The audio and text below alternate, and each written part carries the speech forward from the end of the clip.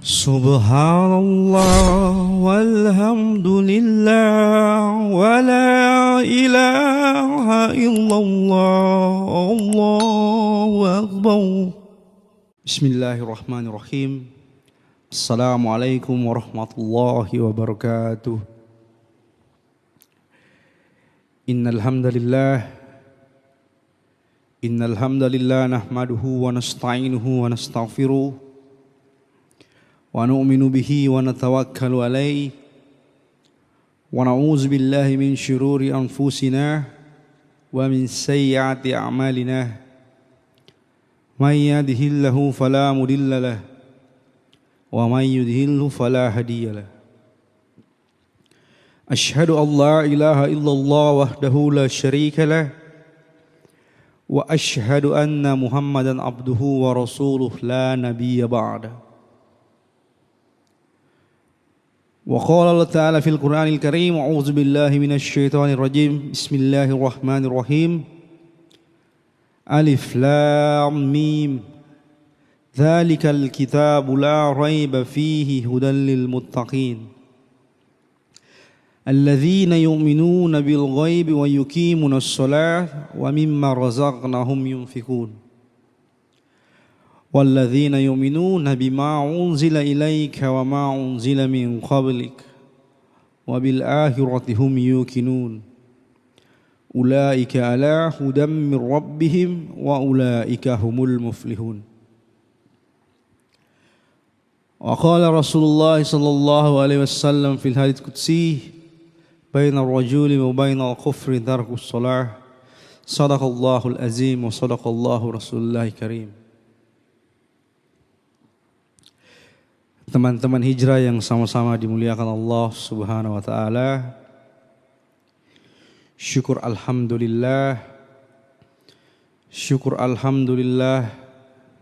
kita panjatkan kehadiran Allah Subhanahu wa taala. Allah masih memandang kita dengan pandangan rahmatnya Allah, dengan pandangan kasih sayangnya Allah, dengan pandangan belas kasihannya Allah Subhanahu wa taala. Kita masih diberi begitu banyak nikmat teman-teman sekalian. Nikmat yang luar biasa, yang tidak akan bisa kita gantikan dengan pahala yang kita lakukan seumur hidup kita teman-teman sekalian. Salawat dan salam juga senantiasa kita curahkan untuk junjungan kita Nabi besar Muhammad sallallahu alaihi wasallam. Allahumma shalli wa sallim alaihi. Karena beliau, jasa-jasa beliau, pengorbanan beliau, kita bisa mengenal Allah Subhanahu wa taala. Seandainya beliau tidak berkorban harta dan diri, tidak menyebar bersama para sahabat radhiyallahu anhum ke seluruh penjuru negeri, ke pelosok-pelosok dunia, tentunya kita tidak akan mengenal kalimat thayyibah la ilaha illallah Muhammadar Rasulullah. Mungkin kita akan menjadi orang-orang yang menyembah batu, menyembah matahari, jika Rasulullah sallallahu alaihi wasallam dan para sahabat tidak keluar untuk menyebarkan agama Allah Subhanahu wa taala. Teman-teman yang sama-sama mencari ridha Allah Subhanahu wa taala,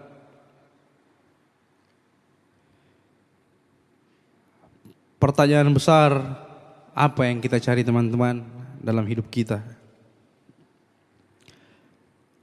Apa yang kita cari di dunia ini teman-teman sekalian?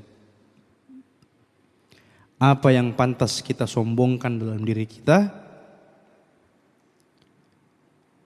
Sedangkan kita tahu, kita sadar bahwa suatu saat nanti, kalau bukan dunia yang meninggalkan kita, maka kita yang akan meninggalkan dunia. Tidak ada yang pantas kita sombongkan teman-teman sekalian. Ketika kita meninggalkan dunia, maka saudara-saudara muslim kita hanya akan melakukan tugasnya, 4 tugasnya yang akan dilakukan. Memandikan kita, mengkafani kita, menyolati kita, kemudian menguburkan kita. Itu saja. Ketika kita pergi meninggalkan dunia teman-teman sekalian, maka seketika itu juga orang-orang tidak akan memanggil nama kita lagi.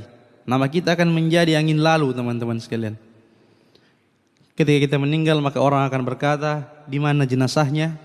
Bukan lagi namanya, bukan lagi nama kita yang akan disebutkan. Secepat itu nama kita langsung hilang teman-teman sekalian. Di mana jenazahnya? Di mana mayitnya?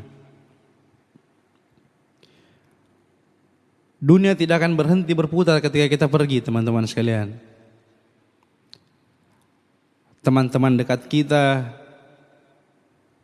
akan bersedih 1 hari, 2 hari, 3 hari.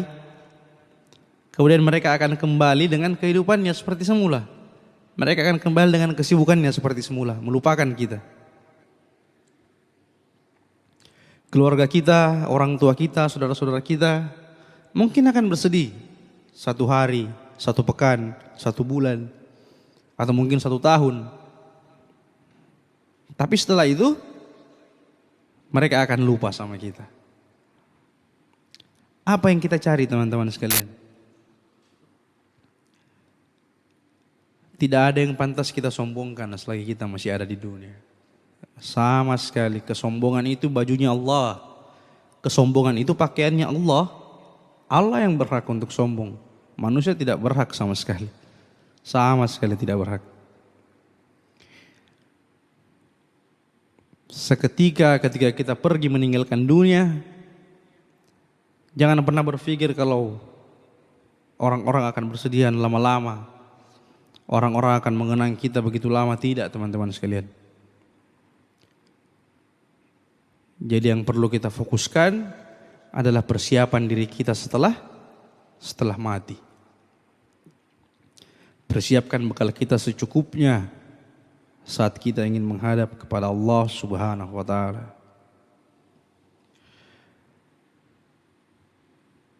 Suatu ketika teman-teman sekalian, ketika Nabi Ibrahim alaihissalam bertemu dengan Israil. Israil itu pencabut nyawa teman-teman sekalian. Israil itu yang akan mendatangi kita satu persatu ketika ajal kita telah tiba. Jadi ketika itu Nabi Ibrahim alaihissalam ketemu dengan Israil. Lalu Nabi Ibrahim berkata kepada Israil, wahai Israil, coba tunjukkan kepada aku bagaimana wujudmu kalau kau mencabut nyawa seseorang yang berdosa, seseorang yang fasik, seseorang yang kafir. Coba tunjukkan wujudmu kepada aku, kata Nabi Ibrahim alaihissalam. Apa kata Israil? Wahai Ibrahim, wahai Nabiullah, sesungguhnya kau tidak akan mampu untuk melihat rupa aku. Kau tidak akan mampu melihat wujudku ketika aku mencabut nyawa orang-orang yang fasik, orang-orang kafir, orang-orang yang berdosa. Tapi Nabi Ibrahim alaihissalam tetap ingin melihat itu. Tetap berkata kepada Israil, tunjukkan saja Israil, tunjukkan kepada aku bagaimana wujudmu ketika mencabut nyawa orang-orang fasik. Maka karena dipaksa terus oleh Ibrahim, akhirnya malaikat Israil ini berkata, baiklah, sekarang palingkan dulu dirimu, palingkan wajahmu dari saya. Kemudian Nabi Ibrahim alaihissalam membelakangi Israil. Lalu Israil ini menunjukkan wujudnya ketika mencabut nyawa orang-orang fasik teman-teman sekalian. Menunjukkan wujudnya ketika mencabut nyawa orang-orang kafir. Lalu Israil berkata, baliklah Ibrahim. Maka seketika ketika Nabi Ibrahim alaihissalam ini berbalik melihat Israil alaihissalam, saat itu juga Nabi Ibrahim pingsan teman-teman sekalian. Karena tidak sanggup melihat wujud dari Israil.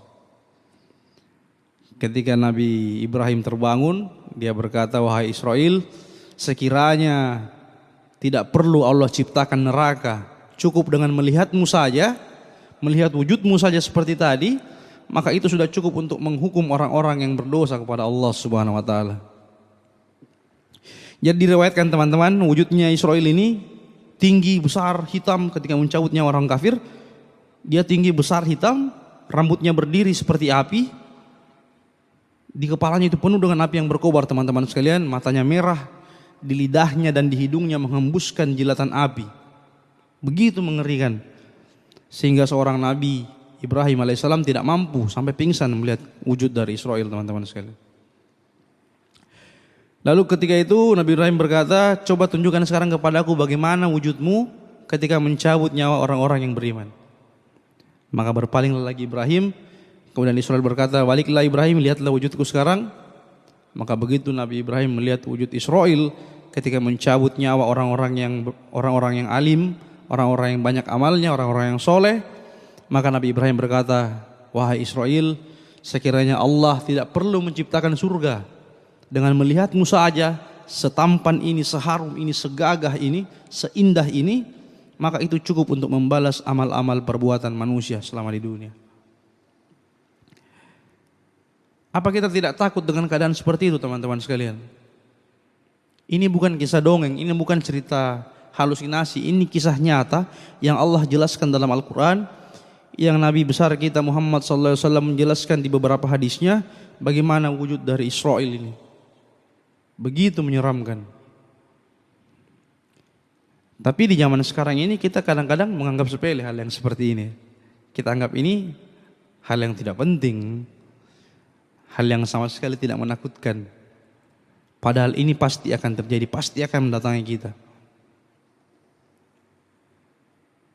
Umur kita teman-teman sekalian tidak pernah kita tahu. Kematian tidak akan pernah memilih-milih. Yang tua dulu, yang sakit dulu. Tidak.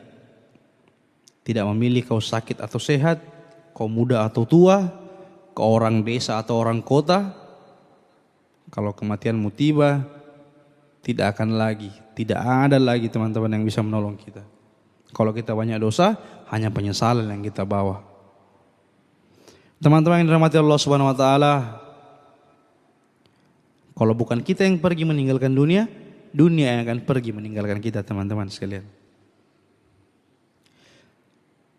Selagi kita hidup teman-teman, manfaatkan sebaik mungkin, sebaik-baiknya. Jangan sampai kita menjadi orang-orang yang celaka. Orang-orang yang menghadap kepada Allah tidak membawa apa-apa teman-teman sekalian. Nauzubillahi min zalik. Teman-teman yang dirahmati Allah Subhanahu wa taala, semoga kita semua bisa bertemu dengan Israel dalam keadaan tampan, dalam keadaan gagah, harum, luar biasa penciptaan Allah kepada dia. Karena kalau kita bertemu dengan dia dalam wujud seperti itu, maka kita adalah orang-orang yang selamat teman-teman sekalian. Jangan sepelehkan perkara ini. Jangan sepelehkan wujud dari Israel ini. Karena banyak teman-teman, banyak sekali, bahkan seluruh mayit yang sudah wafat begitu menyesal, sudah tidak bisa lagi Allah kembalikan ke dunia. Semoga apa yang kita sampaikan hari ini teman-teman bisa betul-betul laksanakan dalam hati, betul-betul meyakini bahwa kita akan meninggalkan dunia, atau dunia akan pergi meninggalkan kita teman-teman, cepat atau lambat, pasti dan pasti kita akan pergi atau kita yang ditinggalkan oleh dunia. Benarnya datang dari Allah Subhanahu wa taala, salahnya datang dari saya pribadi. Saya masih perlu belajar lagi, masih perlu berkorban banyak lagi di jalannya Allah, masih perlu berkorban banyak lagi untuk agamanya Allah. Sempurnanya majelis kita tutup dengan doa kifaratul majelis. Subhanallah bihamdi, subhanallah wa bihamdika, asyhadu an la ilaha illa anta, astaghfiruka wa atubu ilaik. Assalamualaikum warahmatullahi wabarakatuh. Subhanallah walhamdulillah wa la ilaha illallah, Allahu akbar.